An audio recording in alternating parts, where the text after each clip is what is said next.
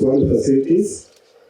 As you have indicated, we have received grants worth Kenya shillings 56,119,769.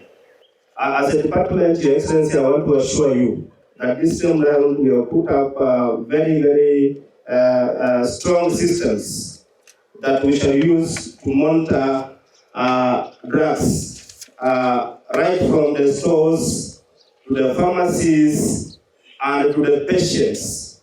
The county pharmacists, SMOHs, the in-charges in all these facilities are under firm instructions to ensure that drugs that they receive are properly documented, to ensure that there is no theft.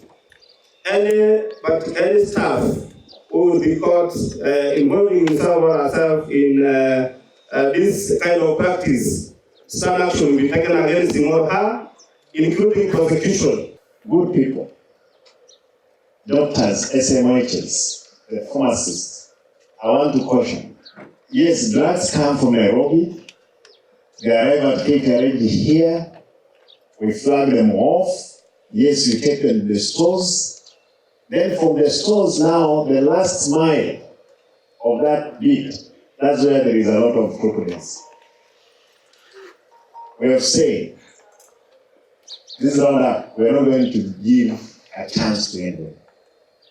I can tell you, the other day that we were distributing nets. I'm told even distribution of nets, some people, mtu mmoja ametoroka na bales 82 bales. Another one in South Mugango, kwa sababu anahusika na mtu fulani, ametoroka na 98 bales. 98 bales is 3,920 nets worth 1.2 million. Kwa sababu mtu anajuana na mtu huko mkubwa, mtu ametoroka na nets, amepeleka sijini Migori. Mtu mmoja. Nets, even after putting all mechanisms. Nasema hata kama mkwela wakubwa gani, raundi hii, tutamulika nini mpaka mtajua kwamba tunawamulika. And this one, nataka nihakikishe kwamba watu wetu, they are not going to suffer because of some few groups who believe in wash, who believe in stealing, who believe in anarchy. We are not going to accept.